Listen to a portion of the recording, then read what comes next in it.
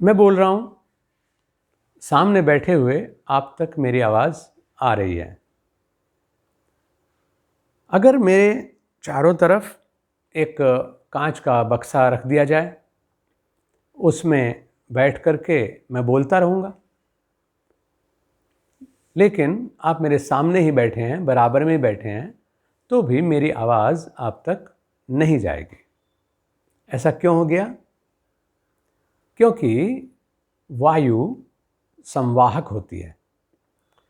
वायु माध्यम होती है जिसके माध्यम से हमारी मुख से निकली हुई ध्वनि आपके कान तक पहुंच जाती है।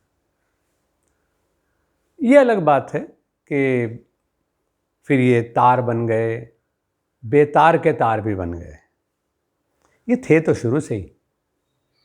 बेतार का तार कैसे काम करता है, ये माँ और बेटे के बच्चे के रिश्ते में देखिए। बेतार का तार क्या काम करता है, या गुरु और शिष्य के रिश्ते में देखिए। बेतार का तार क्या काम करता है, ये आत्म और परम आत्म के रिश्ते में देखिए। लेकिन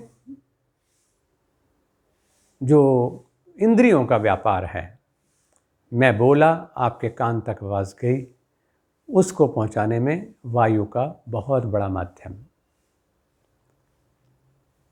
ऐसे ही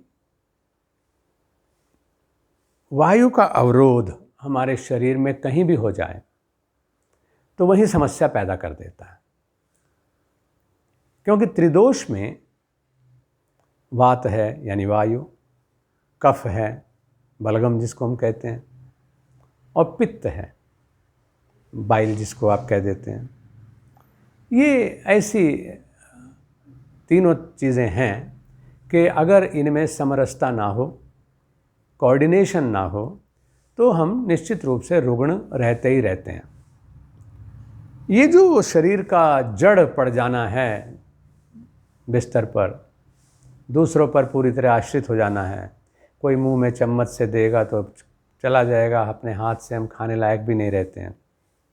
और बहुत बार तो हमें जो सपोर्टिंग सिस्टम मैं कह रहा हूँ कि मेडिकल साइंस हमें देती है कि हमारे फूड पाइप से हमको खाना दिया जाता है, उन तक स्थितियों में भी आप जिंदा हैं। लेकिन अगर आप जीवंत होना चाहते हैं तो आप हो सकते हैं।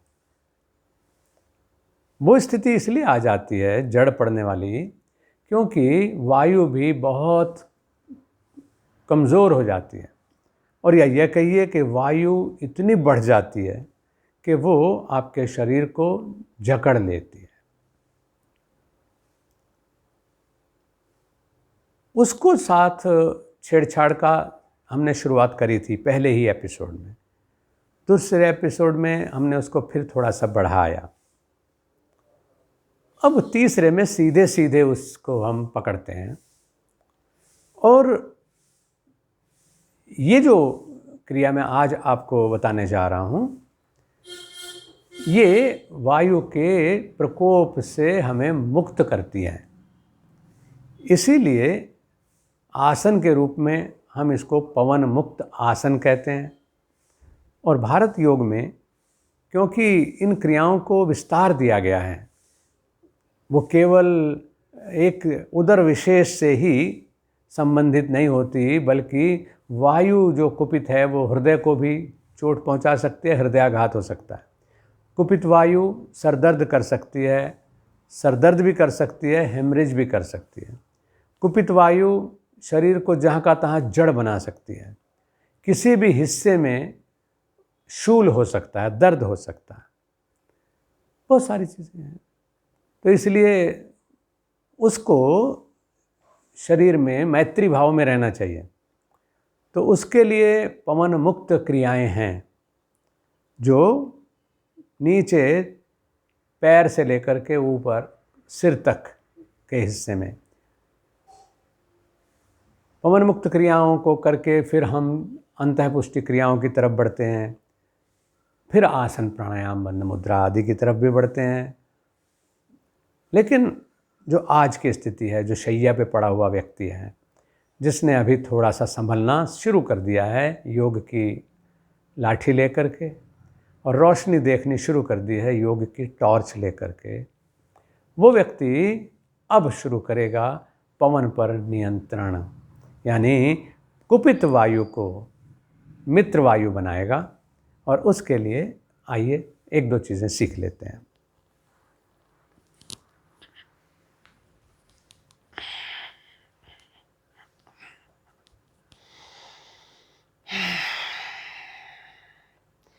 आपने शक्तिचालिनी मुद्रा के लिए पैरों को मोड़ना सीख ही लिया था और अभी आपके अभ्यास का हिस्सा बन गया है। आपने मरण से कट होने का रास्ता मरकट आसन के रूप में सीख ही लिया था। अब उससे भी थोड़ा आगे बढ़ते हैं। पैरों को पहले हम एक एक करके बड़ी मुश्किल से मोड़ रहे थे ऐसे करके, अब हम कहते हैं कि घसीट करके ही दोनों पैरों को मोड़ लीजिए। इतना काम, और यहीं से शुरू हो जाता है पवन मुक्त।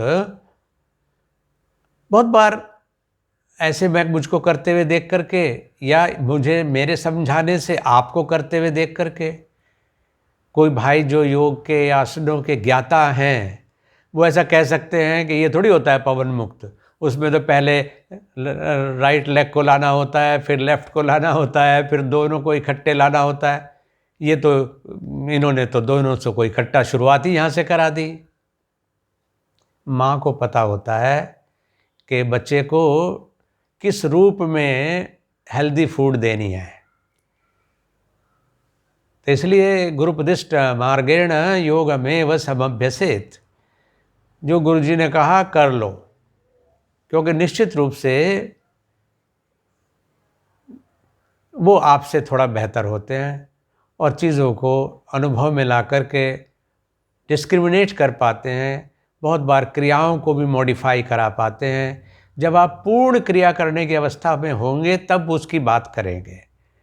आज तो पूरी जाति दिखाई दे रही है तो आधे पे समझौता कर लेने में फ़ायदा है, तो फिर पूरी भी ज़रूर मिलेगी।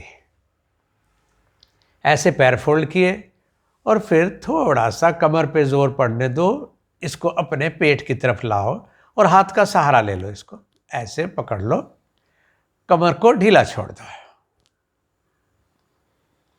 सांस को मज़े में चलने दो। अच्छा सा लगना शुरू हो जाएगा, क्योंकि ये शरीर महीनों से बिस्तर पर पड़ा हुआ था, बेड सोर होने की अवस्था आ गई थी, डॉक्टर्स किसी तरह से बचाए हुए थे, तीमारदारी कर रहे माता पिता या पत्नी हमें बचाए हुए थी। अब हम इस स्थिति में आने में ही कमर में बहुत सुख महसूस कर रहे हैं, पेट में बहुत अच्छा सा लग रहा है, श्वास भी अब आना शुरू हो गया है। और इसको ऐसे पकड़े हुए लंबे लंबे सांस लीजिए। अब पैर को भी नीचे की तरफ खींच दो, लंबे लंबे सांस चलते ही रहने चाहिए। ये स्थिति कमर की अब थोड़ी फ्रेंडली हो गई है, तो अब थोड़ा चेहरा भी ऊंचा उठा लो, लंबे सांस चलते ही रहने चाहिए। अब कमर में और अच्छा सा लगने लगा है, क्योंकि ऊपर भी बड़ी राहत महसूस हो रही है, बहुत सुख हो रहा है। सांस चलने दो, फिर आराम से लेट जाओ, पैर ढीला छोड़ दो, फिर हाथ से पैर को भी छोड़ दो, फिर पैरों को वापस ज़मीन पे फैला दो। यह है द्विपाद पवन मुक्त आसन, इसको करना है। अगर आप इसको ठीक से करने लगे तो फिर दूसरी चीज़ यहीं पर जोड़ देनी है, उसको कटिचक्र गति में दूसरी गति माना जाता है। तो दूसरी गति कटिचक्र की हम यहाँ लेंगे कि पैर को फिर से ऐसे ही मोड़ लेंगे और हाथ को यहाँ पड़ा हुआ था, इसको ऐसे पड़ा रहने दो। अगर ऐसे मोड़ सको तो बहुत अच्छा है, नहीं मोड़ सको तो ऐसे भी रहे तो कोई नुकसान नहीं है। क्योंकि हम पूरे लाभ की बात तब सोचेंगे जब हम लाभ लेना शुरू तो करें। तो ऐसे भी कर सकते हैं, ऐसे भी कर सकते हैं, यानी हथेली पलट के भी रख सकते हैं अगर रखना चाहें या रख सकें। और सबसे अच्छा है कि इसको यहाँ रख लीजिए। फिर श्वास भरते हुए ये स्थिति लीजिए, सांस छोड़ते हुए ये स्थिति लीजिए, सांस भरते हुए ये स्थिति लीजिए,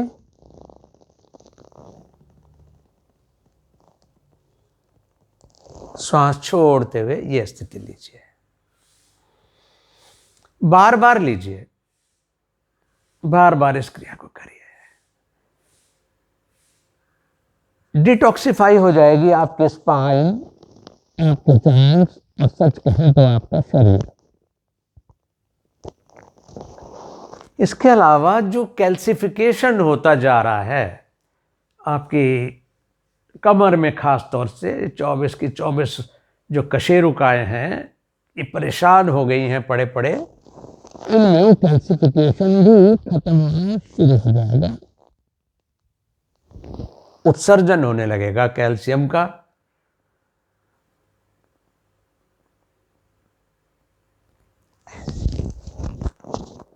योगाभ्यास मजा है, सजा नहीं है। कल तक सांस लेना भारी था और मरण की तरफ यात्रा चल रही थी। फिर मरकट तक आ गए कि मरण से कट करें और आओ लौट चलें जीवनी शक्ति की तरफ। वो स्थिति आई। फिर जिसके वजह से, जिसके माध्यम से प्राण का संचार शरीर में होता है, वायु, उसको छूने की प्रक्रिया शुरू हो गई।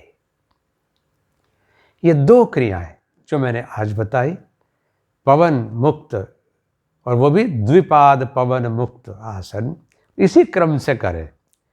कोई जर्क, पहली बात तो है कि जो बेचारा बिस्तर में पड़ा है आदमी वो क्या झटके लेगा, और अगर लेने की अवस्था भी आ जाए तो भी मत लीजिए, क्योंकि झटकों से ज़िंदगी नहीं चलती है, ज़िंदगी गति से चलती है। गतिमान बनाना है, और गतिमान भी धारा प्रवाह, श्वास का प्रवाह हो, चिंतन का प्रवाह हो, गति का प्रवाह हो। झटके से कोई क्रिया नहीं करेंगे, नुकसान हो सकता है। तो इसलिए बिल्कुल नहीं। फिर से पैर फैला दें और प्रयत्न शैथिल्यम, यानी शरीर को बिल्कुल नो एफर्ट नहीं करना है। और विजुलाइज करिए अपने आप को कि मैं 3 हफ्ते पहले जब मैंने ये क्रिया शुरू की थी तो मैं कैसा था, और अब मेरे अंदर कितना रूपांतरण हो रहा है, ट्रांसफॉर्मेशन हो रहा है। और ट्रांसफॉर्मेशन है फ्रॉम डेथ टू लाइफ।